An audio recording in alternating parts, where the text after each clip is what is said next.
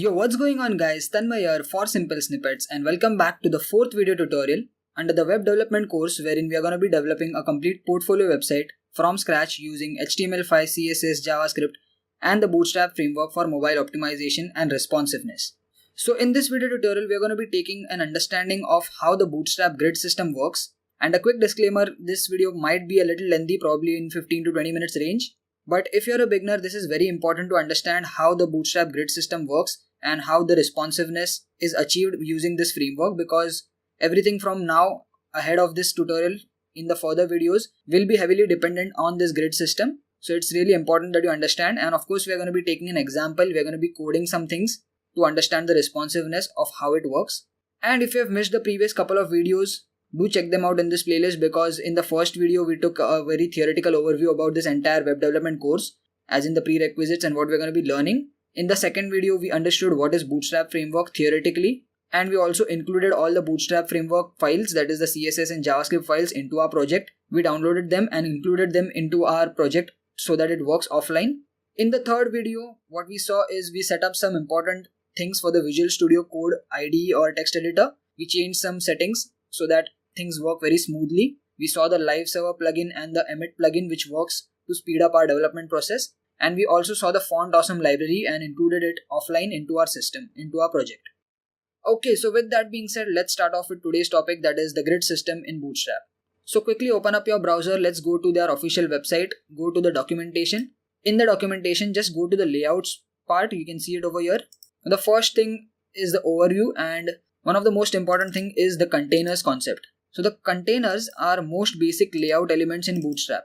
So right now let's just take a little bit of theory and then we'll go to the code also. We'll use this containers, rows and columns concept today itself in this tutorial itself. So everything will be clear. So containers are the most basic layout elements in Bootstrap and are required when using our default grid system. Okay, so in order to use the grid system we require containers. Let me just zoom in a little bit. So we have two classes in the Bootstrap CSS file, which is container and container.fluid or container-fluid. Okay, so each of them have their respective functionalities, but essentially what they do is they make the division responsive in nature, inside which we will have some content. Okay, so this is how the HTML code would look like. So the next thing is the rows and columns, but before that we have to understand what is responsive behavior in real time with an example. So for that I have two websites. So for understanding responsive behavior, let's first understand what is a non-responsive behavior. So come to this website, which is dquniversity.com. I'll drop the link in the description, you can check it out, or if you just Google it out, you can just go to the Google and type in non-responsive website. The first link should do it. Just click on it and this is a website which you will be shown. So this is a non-responsive example. So to understand non-responsive, what we'll do is we'll shrink the website by its width. So now what I'm going to do is I'm just going to shrink this website, and as you can see, the content after a point will not be able to match up with the width. So now you can see if I'm moving more ahead, we are getting a horizontal scroll bar also, and the content is getting hidden behind the page completely. So let's say if you're watching this on a mobile phone, you'll have to scroll it over here, or you'll see a very minified version of this website. So it is not really mobile optimized and it is not good for consuming on a mobile. And of course we know nowadays everybody is using their smartphones, everybody is on their mobile phones. In fact, the internet is consumed more on smartphones and mobile devices compared to computers nowadays. There was a statistics last year wherein the mobile users have surpassed the number of computer or desktop users, which means that our future is always going to be mobile. And even Google is changing their algorithms for websites to rank websites first if they are mobile optimized. Okay, so that is the reason why mobile optimization is a big deal nowadays. And you can see this is a non-responsive website because the entire navigation is also hidden now. You have to scroll to the right, and this is something that will be seen on a mobile, or you will see a very minified version, that is a zoomed out version of the complete website. So you'll have to zoom in to read out the content. So this is not ideal, right? So in opposition to this, let's see a mobile optimized website. So our very own website simplesnippets.tech is a mobile optimized website. So let's try to shrink this, and now if I try to shrink this up, you can see that all the things on the website will slowly change their positions and adapt to the new screen size. So if I hit a particular size, you can see things are still in focus, nothing is going beyond to the right side, we don't have a lot of scrolling, And now if you see, the navigation has also changed. Now if you're wondering why you're getting this scroll bar, there is nothing to the right actually. This is probably some issue with the browser, but all the content over here is visible on this screen itself. Nothing is there to the right. So what exactly happened is, once we crossed a particular width, the navigation also changed, right? So it changed to a mobile friendly user interface. You can also see this entire header image is shrinking along with the width of the website. So this is that mobile optimized feature, and now you can see everything is stacked up in a proper vertical way instead of horizontal way. If I increase the size more, you'll see we get the sidebar, but if I reduce it, that sidebar is gone and it goes in the lower end of the entire website. So this is how mobile optimization works, and this is what I mean by mobile optimized first websites.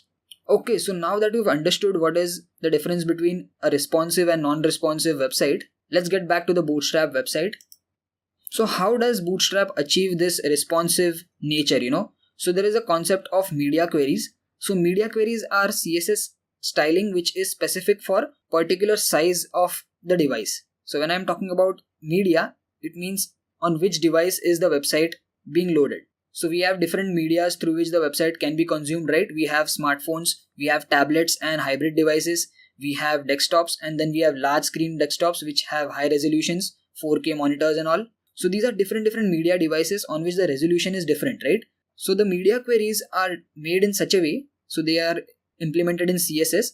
So what happens is, when you want to target a particular size, let's say you want to have special CSS styling for mobiles and you want to have a separate CSS styling for desktops. So in that case, we use media queries. Okay, so this is a very basic explanation of media queries, and Bootstrap uses these media queries itself. So there are pre-written media queries already for us, which we are directly going to be using. We don't have to write those media queries. They have already been written for us, and Bootstrap has divided these medias, that is the different types of medias, into 5 different categories. That is extra small, which is denoted by XS over here. Let me just zoom in. Then we have small devices, which is denoted by S or SM. Then we have medium devices denoted by MD, large devices denoted by LG, and extra large devices denoted by XL. So let me just show you a text form of this. So yeah, SM, MD, LG and XL. Note these short forms down because we're going to be needing them, and also note these widths. So basically what is an XL device is any device which is having more than 200 pixel of width is a XL device, which is, for example, a large desktop. In fact, my own monitor right now is 1920 by 1080. So 1920 is the width, right? So 1920 is greater than 1200 pixels. So it's a large desktop. So it's an extra large desktop. Then we have large desktops, for example, laptops whose resolution is 720p. So anything which is between 922 and 1200 is a large desktop or large device. Then we have medium devices, which is tablets, where the resolution is 768 to 922, and we are talking about width. Okay, so we are talking about only width for now. Then we have small devices, which is kind of like the big smartphones, wherein the size is 576 pixel, that is the width. And then we have extra small, which are the smallest devices, small smartphones or small consumer phones. So their width is less than 576 pixel or something like that. So these are the 5 predefined breakpoints which are defined by Bootstrap, which we are going to be using. Okay, and you'll understand how we use them when we get into the coding part. Let's move on to the next thing, that is the grid. Okay, just click on this grid tab over here and let's understand how it works. So Bootstrap grid system uses a series of containers, rows and columns. So there are 3 classes which are defined in Bootstrap CSS. Now when I'm talking about classes, I'm not talking about any programming concept. We are not talking about object-oriented programming. So we are into front-end development, and when I'm talking about classes with CSS, we create classes in CSS file and then we apply it to the HTML elements. I hope you know the basics of this. So we are talking about those classes. Okay, so we have 3 different classes, containers, rows and columns in Bootstrap, and we use all of them to actually achieve the grid system. So the concept revolves around the concept of flexbox, and you can read about this concept, but it is not really important as of now to get into a lot of details. We just want to understand how we can use this grid system for our web development. So coming down, you have this very basic example. You can see we have been given a small HTML code. What we'll do is, let's just copy this and let's just come to our code file. So I'm coming to our project folder. By the way, if we followed the first 3 video tutorials, this is what we've achieved so far. So we have the heading tag, inside which we have the meta queries, which are required for the responsive behavior. Then we have the Bootstrap CSS file, which is this one. And then we have one file which is the font awesome file. So this is something that we included in the previous video tutorial. Font awesome gives us some amazing icon libraries. So if you want to actually see, this is our website running on the live server plugin, and this is that icon which is in the italic tag. If you want to know, just watch the previous video. We're not gonna get into a lot of details now. And lastly, we have our custom CSS style sheet. So this is something that I created in this video, so you probably might not have it.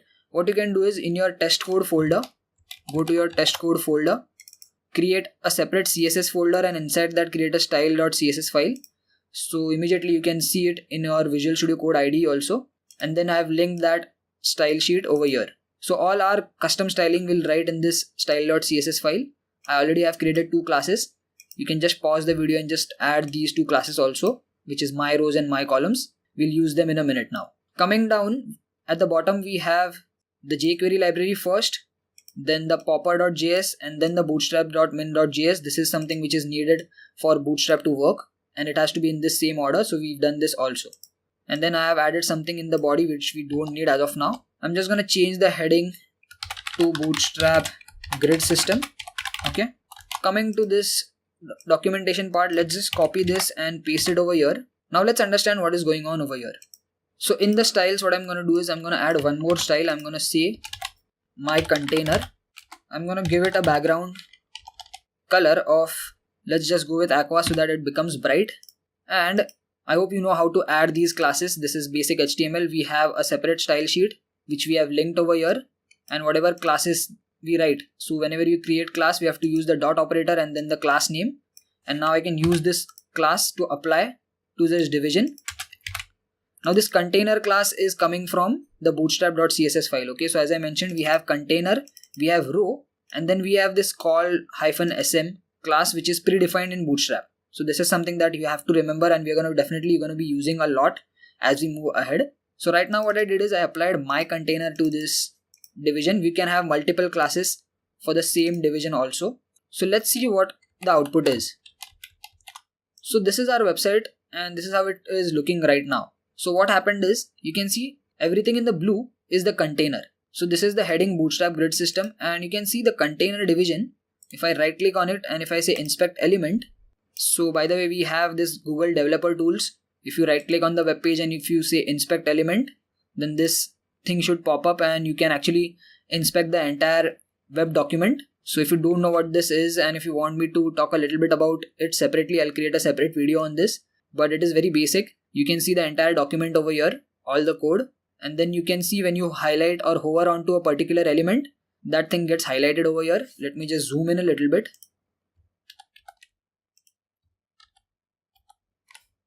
So if I click on it or hover on it, you can see this first heading tag was highlighted. Then we have the container. Now you can see this is the container, and let's understand what this container class does.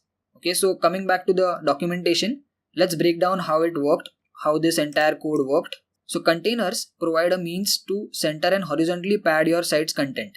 So coming back to the website, you can see then when we use this CSS style of container for this division, you can see there is some margin over here and some margin over here, which means that the entire division was properly centered.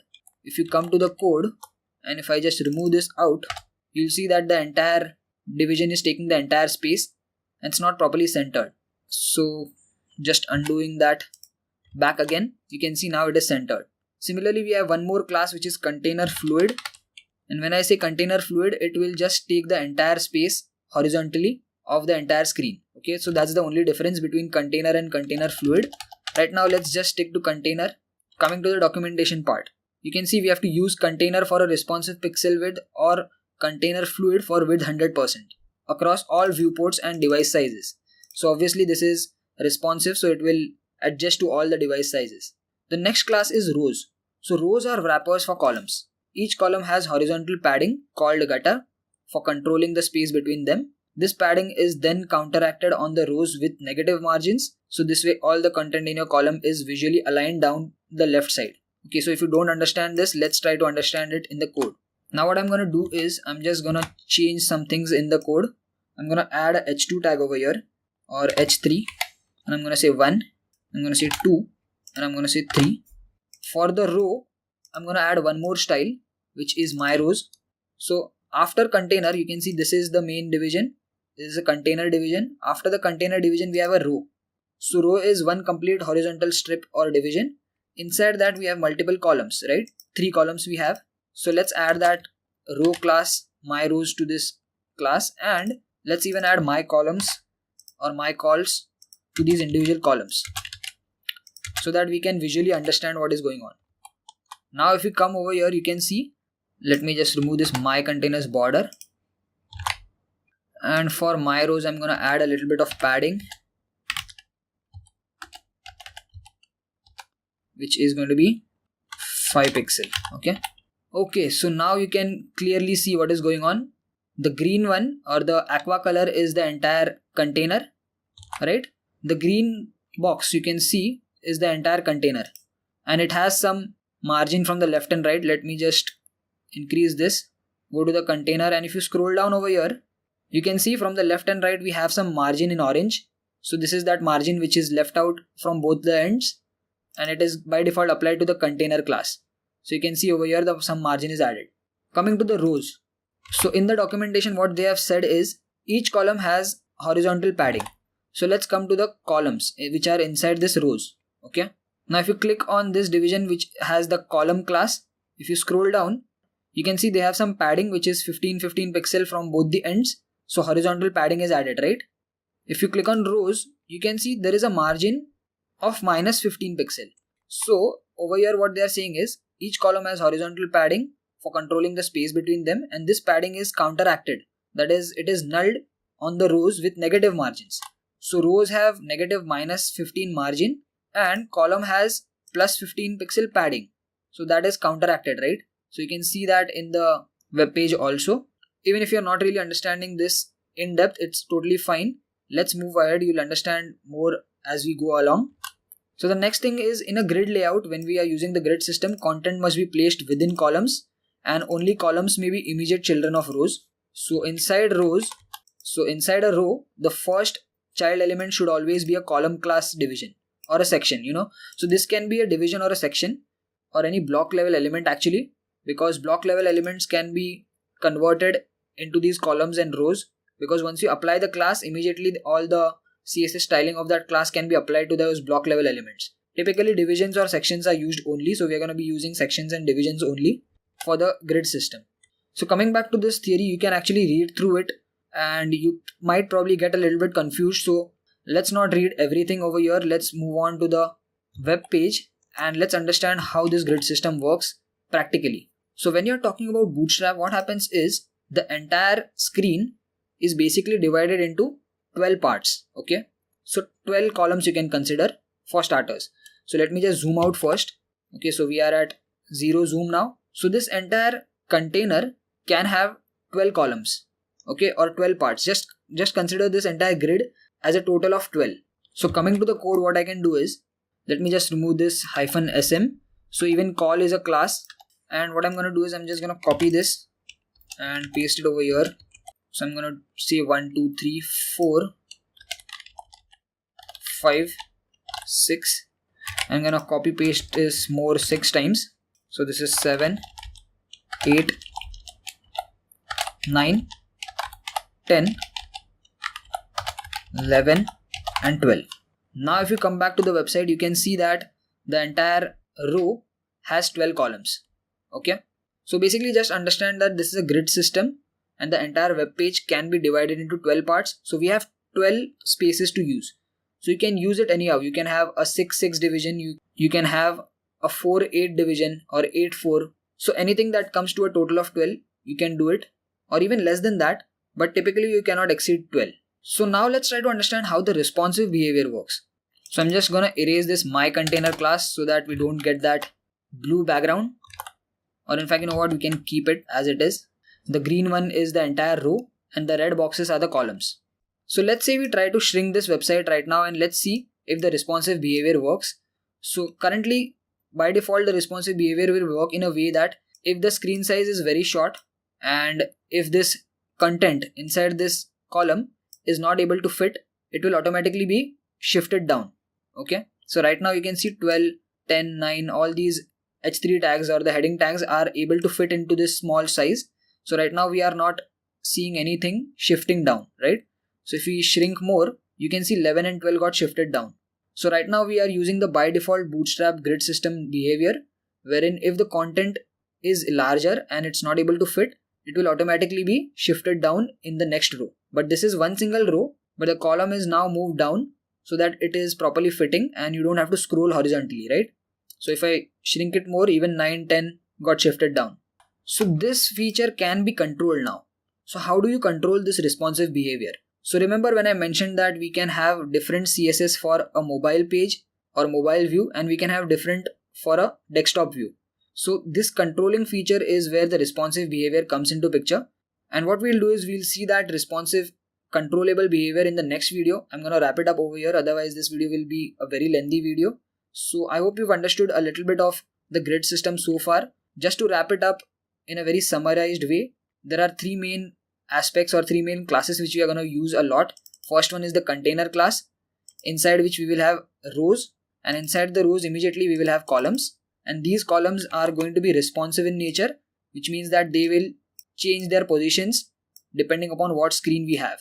Now we have 5 different screen sizes. We have extra small, which is less than 576 pixel. We have small SM, which is between 576 and 768 pixel. Then we have medium, which is between 768 and 992 pixel. Then we have large, which is between 992 and 1200. And lastly, we have XL, which is greater than 1200 pixel in the width. Okay, so these are predefined breakpoints in Bootstrap, and now we are going to be using them to control how the columns will shift and change positions depending upon what size of the device it is. So that we'll see in the next video tutorial. I hope you've understood so far, at least at the basics, and things will be very clear when we see the next video of this tutorial series. So that's it for this video, guys. If you like this video, do give it a thumbs up. Let me know in the comments how this video was. I know things might be a little confusing, but they will definitely get cleared in the next video tutorial. So thanks for watching. See you guys in the next one. Peace.